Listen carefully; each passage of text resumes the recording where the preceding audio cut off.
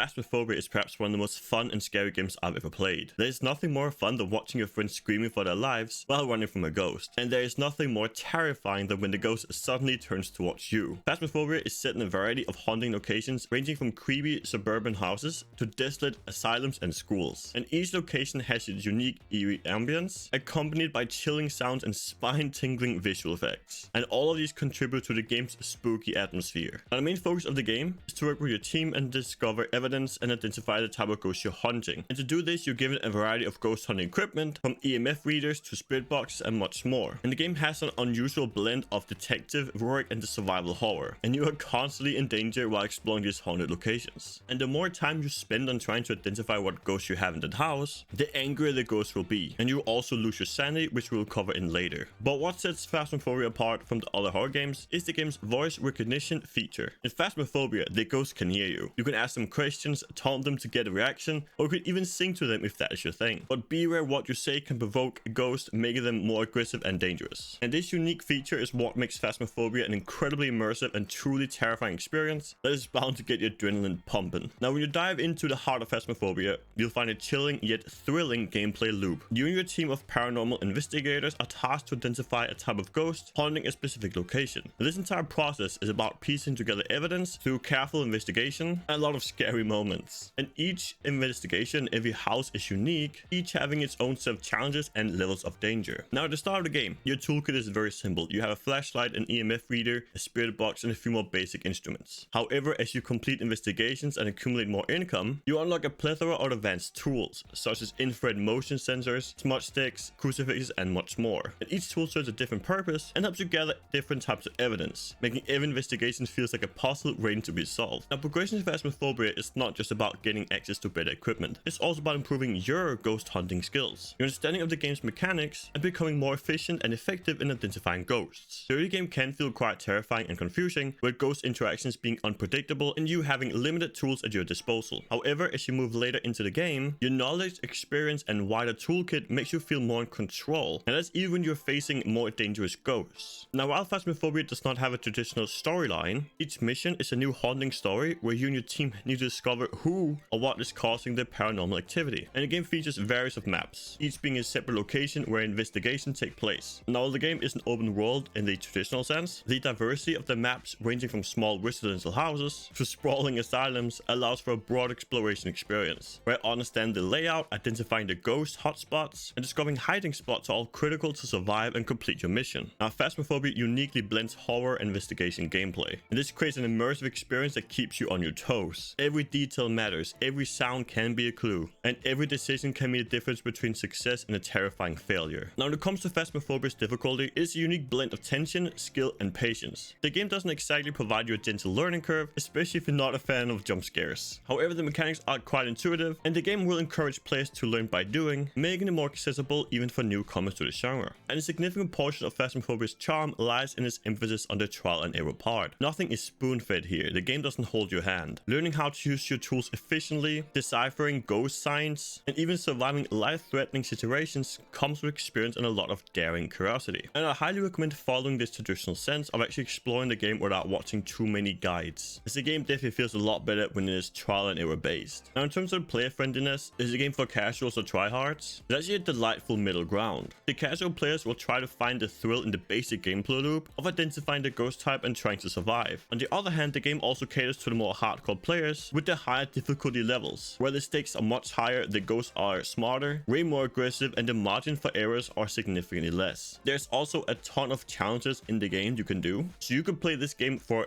thousands of hours if this is truly what you enjoy. Now, as you start your journey in Phasmophobia, you are faced with a world of mystery and unknown. You'll be thrown into haunted locations with just a handful of basic tools and a simple task, and that is to identify what type of ghost is haunting the place. But simple does not mean easy. The early game is full of trial and error as you figure out how to use your equipment effectively and learn to interpret the various signs the ghosts leave behind. This could be anything from flickering lights, eerie sounds, to ghostly manifestation and outright attacks. The dangers you're facing are terrifying yet engrossing. And it's also important to note that Phasmophobia isn't your traditional combat-oriented game. It's not about fighting back. It's about investigating and survival, and the only weapons you have are your tools and your wits. Also, remember, if you found this review helpful, leaving a like helps a lot with the YouTube algorithm, so thank you so much for doing that. And Phasmophobia truly shines shines when it comes to unique gameplay aspects. First of all, you have the voice recognition feature. You can literally talk, or more likely scream at the ghost, and they will respond. Call out a ghost's name, ask it to show signs, taunt it if you dare. And this is not just for fun. This is also part of the investigation, as some ghosts will respond in various manners when you ask them different questions. Another unique aspect is a sanity mechanic. Basically, the longer you stay in the dark and the more paranormal activity you witness, the lower your sanity drops. And the low sanity makes you a more appealing target for the ghost to hunt. And this adds another layer to the gameplay, making a balancing act between gathering evidence quickly and maintaining your sanity. And all these elements together create an experience that is terrifying, exhilarating, and quite unlike any other game in the horror genre. Now, Phasmophobia shines its brightest when played as a multiplayer game. While the game can be played solo, the cooperative gameplay is where the game truly stands out. You can team up with up to 3 of your friends, and then together you can go and explore, investigate, and potentially scream in fear together. This also increased the efficiency of the game, because each player can carry a limited amount of tools, and then making a team coordinated is crucial for efficient investigation.